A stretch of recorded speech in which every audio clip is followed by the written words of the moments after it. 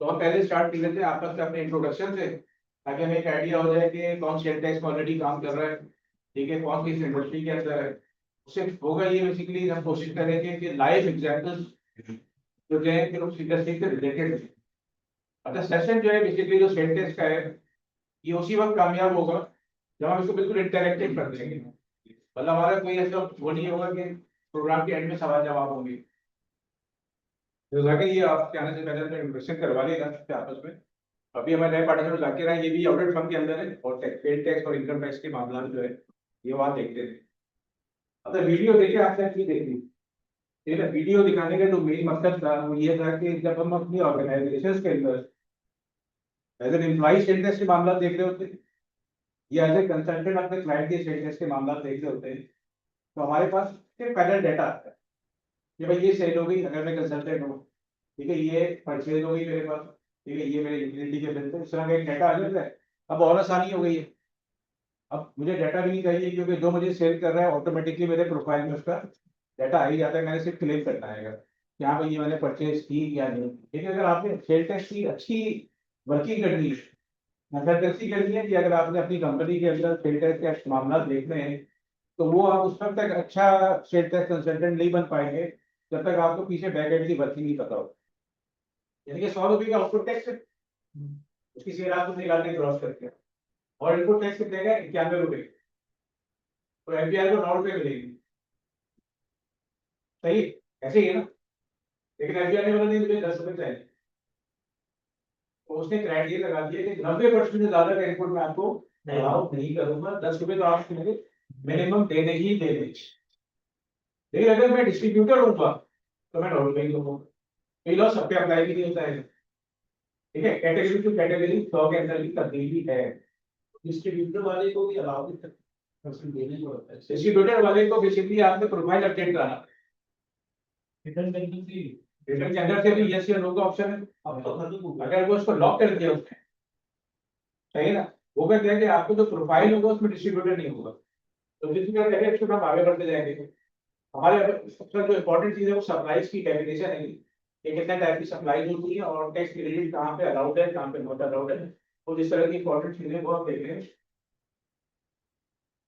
अब ये फिर तुम्हें पढ़ी है डायरेक्ट टैक्स और इनडायरेक्ट टैक्स, और जो आज हम पढ़ रहे हैं वो डायरेक्ट टैक्स है, सही है। और आपको ये भी पता है कि सारे के सारा जो रेवेन्यू है वो इनडायरेक्ट टैक्स ही आ रहा है, चाहे वो शेयर टैक्स हो, चाहे वो कस्टम ड्यूटी हो, चाहे वो विजिबिलिटी इनकम टैक्स, ठीक है।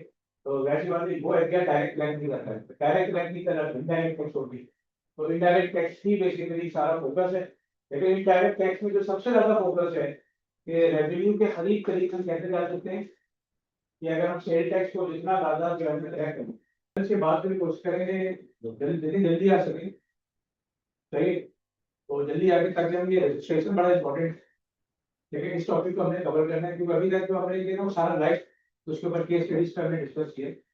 तो हम ये क्या रजिस्ट्रेशन का थोड़ा एक मैकेनिज्म देखेंगे कि किसको रजिस्ट्रेशन होनी है, और जो उन्होंने ई कॉमर्स वो ऐड किया है जब बजट के अंदर ई कॉमर्स इंडस्ट्री को, उसको डिस्कस करेंगे, इंपॉर्टेंट इंडस्ट्री को डिस्कस करेंगे, और फिर ई कॉमर्स के कॉन्सिक्वेंसेस करेंगे ताकि हमारा पूरा रजिस्ट्रेशन हम वेबसाइट के थ्रू कुछ ना कुछ बेचेंगे, फूड भी बेच सकते हैं, कपड़े भी है, ज्वेलरी भी है, ठीक है ना।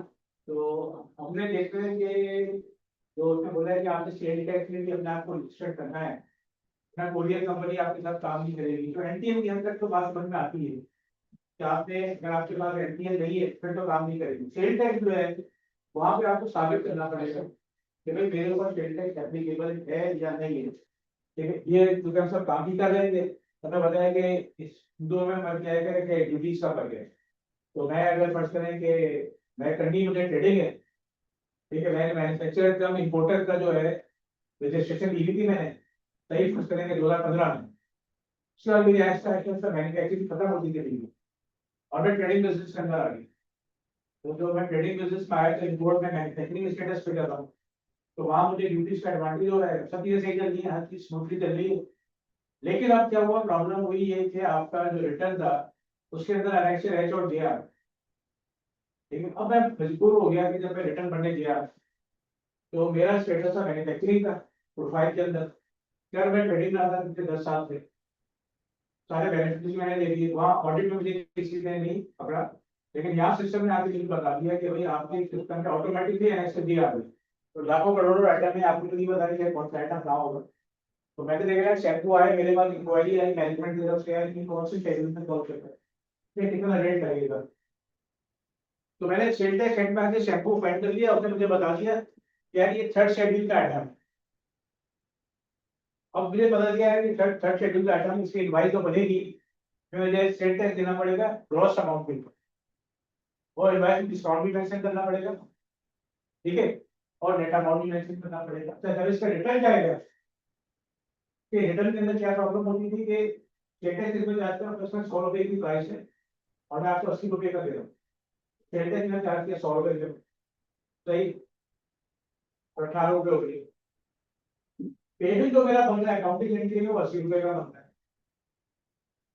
तो शुरू में क्या होता है, इसका जब रिटर्न हम भरते थे, तो जो पहला पेज है वहाँ पे सिर्फ 100 रुपए की जाती, हालांकि सेल वहाँ पे जाती है 80 रुपए की, ठीक है। मैंने क्योंकि आपका डिस्काउंटेड जो है वही 20 रुपए की इनकम है, 100 रुपए की 80 रुपए की पड़ी, और 20 रुपए के हिसाब से मैं लिखा हुआ। तो दोनों के जब ऑडिट आए तो डिपार्टमेंट ने कहा आपने 100 रुपए की सेल की, ठीक है, क्योंकि सेल के अंदर मुझे मैंने 18 रुपए का जो अमाउंट था वो चला गया उसके अंदर सेल टैक्स वाले कॉलम में, सेल कुछ और कर दी 80 रुपए की, तो बोला यार कोई गड़बड़ हो गई है, अभी सिस्टम ऑटोमेटिक है, गड़बड़ होने का चांस है नहीं।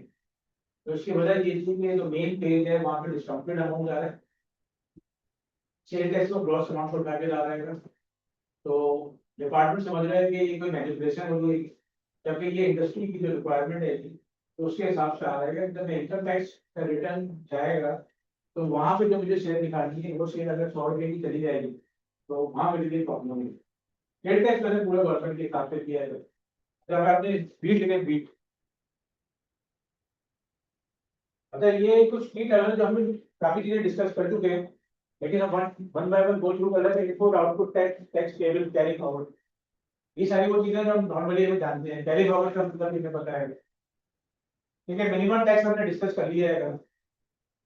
रिफंड जाहिर सी बात है, जो एक्सपोर्टर्स हैं उनको रिफंड मिलता है, जैसे हमने एग्जाम सप्लाईज की बात की, ठीक है। एग्जाम सप्लाईज जो है बेसिकली अगर वो मैं एक्सपोर्ट कर दूं 0 रेट में कन्वर्ट हो जाएगी, मुझे रिफंड मिलेगा।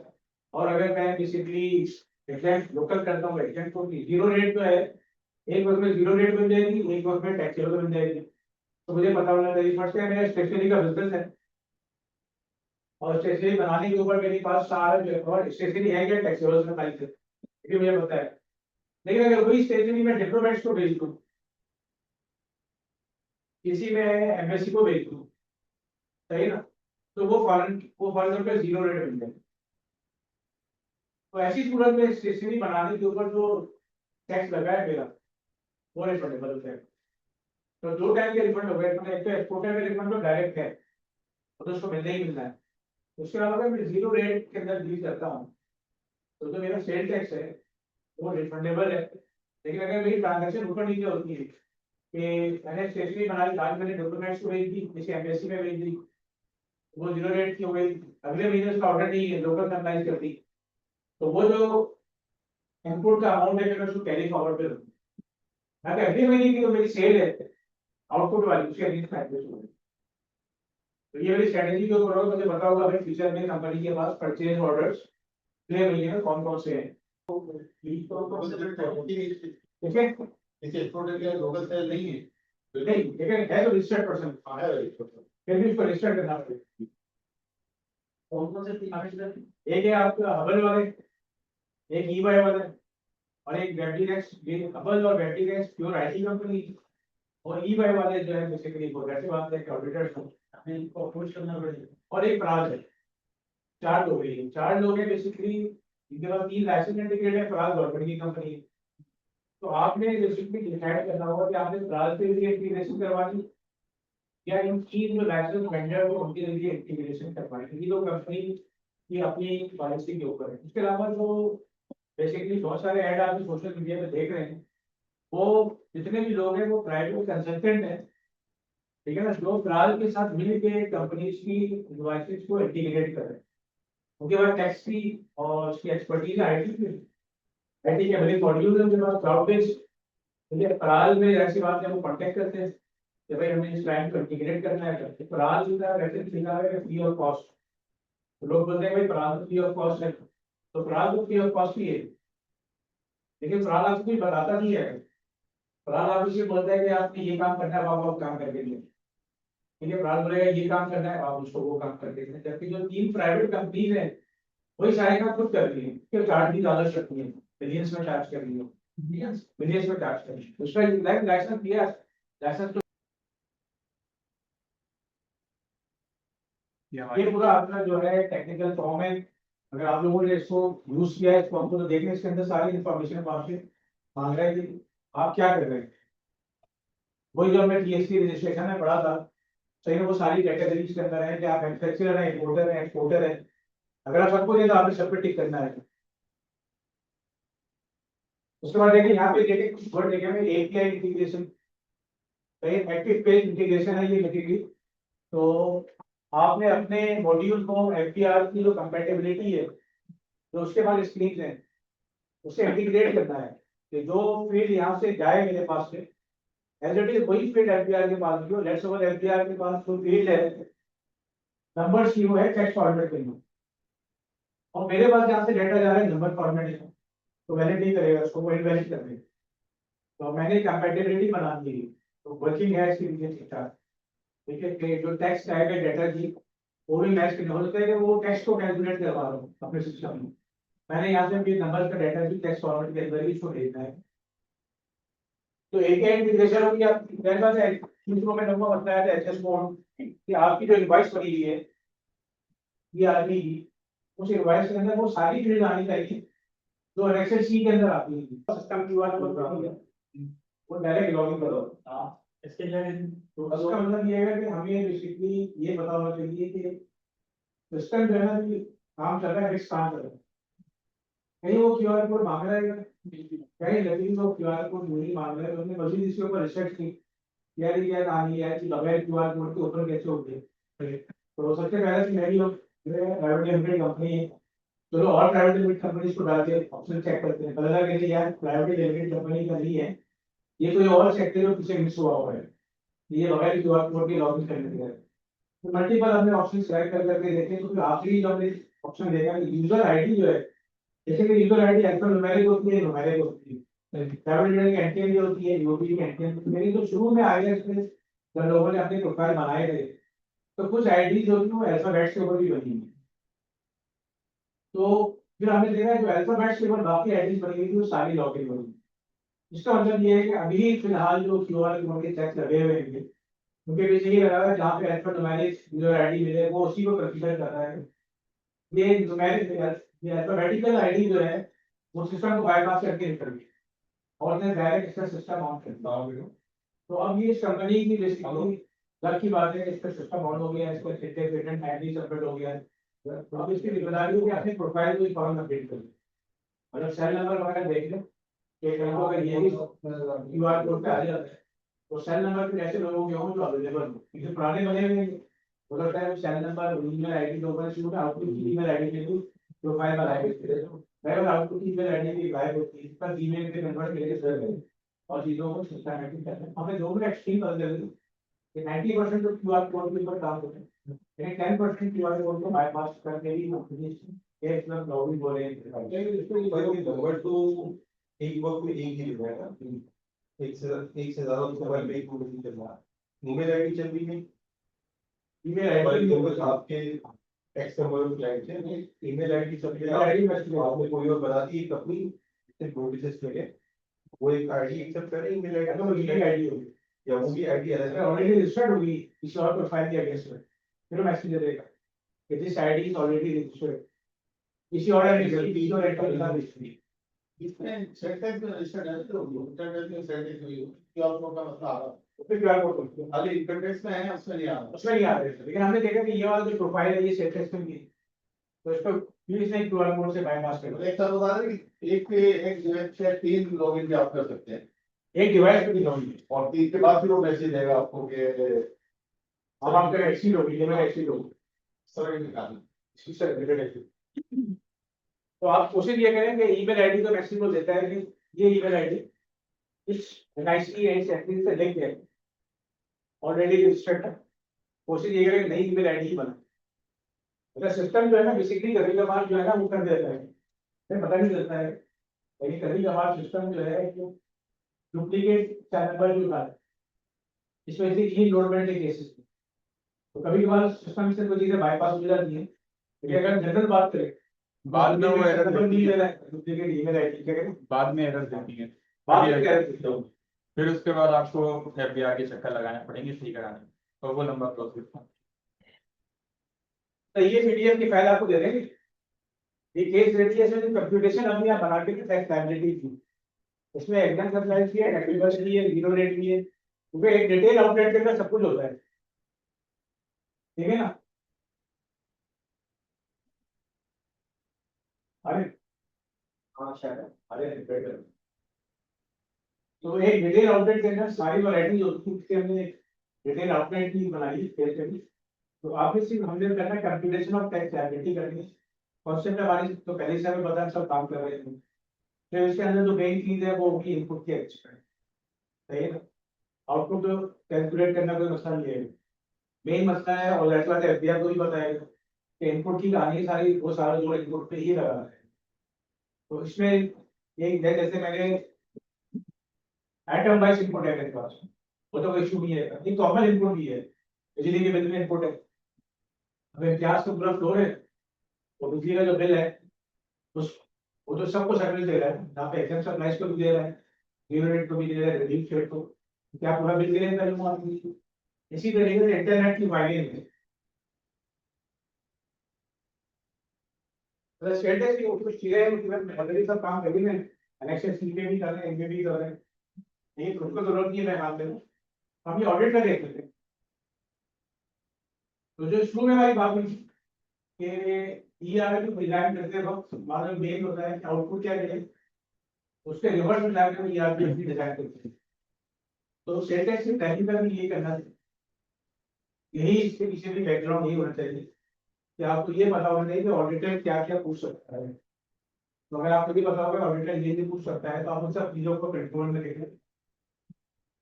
और सबसे पहला जो सवाल तो ये होता है कि 73 की कंप्लायंस, यानी क्रॉस चेक के जरिए पेमेंट की है कि फोटो कॉपी है, सही, यहीं पे लोग फंस जाते हैं।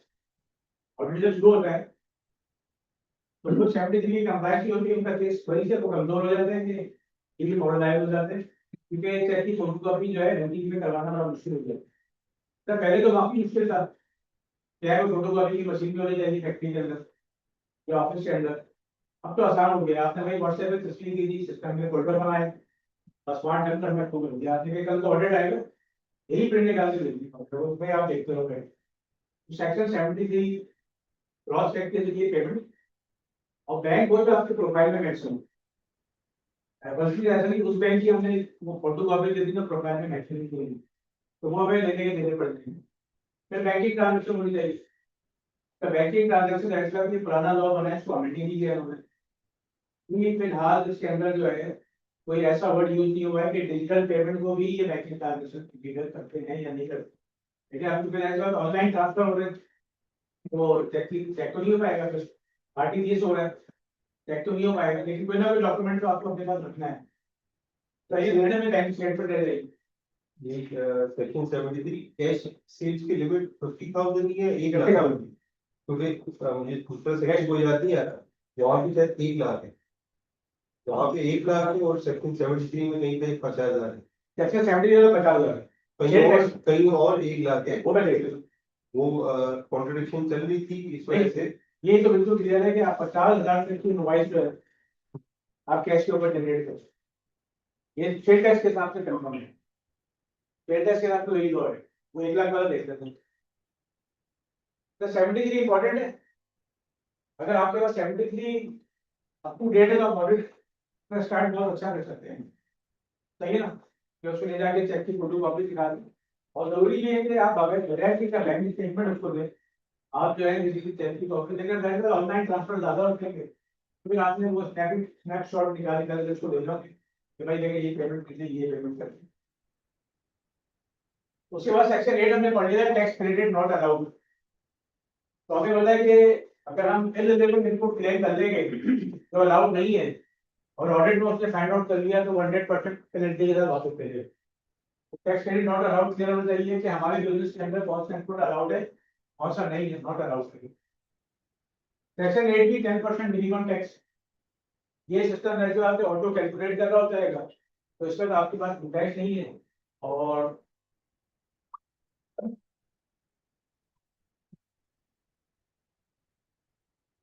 यूनिट ऑफ बिजनेस अवेलेबल, तो 1 लाख कुछ दिन स्टॉक भी रहेगा, तो जो आपके पास नेट कंज्यूम होगा रॉ मटेरियल और आपके पास फार्मूला होगा तो आप प्रोडक्शन का डाटा एचएस कोड वाइज सीख डाल और उसको आप जस्टिफाई भी कर सकते हैं। उसके लिए फिर आपको बैठना पड़ेगा, अपने कंपनी के कॉस्टिंग सिस्टम को समझना पड़ेगा, चाहे वो प्रोडक्शन वाला समझे चाहे वो स्टेट से समझे मैनेजमेंट समझे। तो प्रोडक्शन का डाटा आपका फिर आ जाएगा, चेक होगा कि 10,000 मीटर माल बनना चाहिए था, आपने 6,000 मीटर निकाल दिया तो ये गलत हो जाएगा, पता तो नहीं होगा क्योंकि 4,000 स्टॉक में भी नजर आ रहा होगा, सही फिर तो बराबर हो गया। लेकिन अगर आपने 15,000 मीटर निकाल दिया या चीजें वैसी होगी तो ये हवा में नहीं दिखा सकते आप। ये वो तो पॉसिबिलिटी है, 1 लाख एक ही याद से 15,000 मीटर माल तो आपको ये एनएचएल जी की सारी गलती तो बैकवर्ड में चली गई है। एक्चुअल एनएचएल जे में तो सिर्फ फिनिश गुड्स की यूनिट्स डालनी है और वैल्यू चाहिए। प्रोडक्शन का कॉलम नहीं है, प्रोड्यूस्ड जो 10 एचएस कोड है वो भी आ रहे हैं। एचएस कोड आ गया, 10 डिफरेंट एचएस कोड है, एक प्रोडक्ट फाइनल बन रही है, ये मसला है, वो 10 भी आ रहा है। 10 भी आ गए। अच्छा, ये प्रॉब्लम है, वो 10 एलिजिबिलिटी भी आ रही है और फिनिश के भी आ रहे हैं। और उन सबकी प्रोडक्शन भी आती है। अब फर्स्ट करेंगे, मैंने स्टार्ट बनाई है आपकी ड्राइवर स्टार्ट के ऊपर यान भी आया है, तो ये यान का कोड भी आया है, इसके ऊपर केमिकल का कोड भी आया है, इसके ऊपर टेक्सटाइल एक्सेसरीज भी लगी, इसका कोड भी आया है, ठीक है। तो दुनिया में केमिकल जो आपने डाइट हुई है 4 से 5 ऐसे स्पोर्ट लगने के बाद एक शर्ट तैयार हुई, ठीक है। उसके बाद पैकिंग मटेरियल भी लगाए, लेबल्स भी लगाएंगे, तो 5 ऐसे स्पोर्ट आ गए, उसके बाद ये शर्ट तैयार होगी है। तो मुझे वो 5 ऐसे स्पोर्ट की वर्किंग प्रोडक्शन दिखाना इतना आसान नहीं है। तो यही टेंशन के लोग जो है यहाँ से स्टार्ट हो, ये है कि अगर कोई ट्रक ट्रांसपोर्ट होता है फुली कस्टम पे ड्यूटी और वो भी रिसेंट, ऐसा नहीं कि 2 महीने पुराने, तो भी कोई लोग लेते हैं, उसको भी रोक लेते हैं। उसको भी लोग लेते हैं। ऐसे कुछ लैंग्वेज के लेकिन होने की बात सही ओनर्स को हमको कहते हैं ओनर सही बात करे कि उन्हीं को बुलाओ नहीं ताकि जाके वो चढ़ हो सही, इस तरह की ये जगह उसके हर जगह हर चीज दी गई है। हाँ, हर चीज डॉक्यूमेंटेड है सही के बावजूद उसमें आगे मुझे आपके लिए करनी है, अरे इसके बाद कुछ नहीं तो नहीं है। नहीं सर, क्या बात। अच्छा, हमने जो है बेसिकली एक सवाल मेरे पास आया था, वो होता है पाकिस्तानी का जो आपने किया था ना, बिल्कुल अपने रिटेल आउटलेट के अंदर भी यही काम है। क्रेडिट नोट का पीरियड है 180 दिन का, ठीक है। 180 दिन के अंदर आपने माल वापस करना है तो सिस्टम रखा है। तो जो फार्मास्यूटिकल पे कहानी है कोई रिटेल पे कहानी है कि मैंने इम्तियाज पे जाकर शेल्फ में अपना माल रखवा दिया और वह इम्तियाज मुझे जीएसटी क्वेस्ट के होकर मांग देगा, सही। अब वो माल रखे वो शेल्फ पे बिके ना बिके,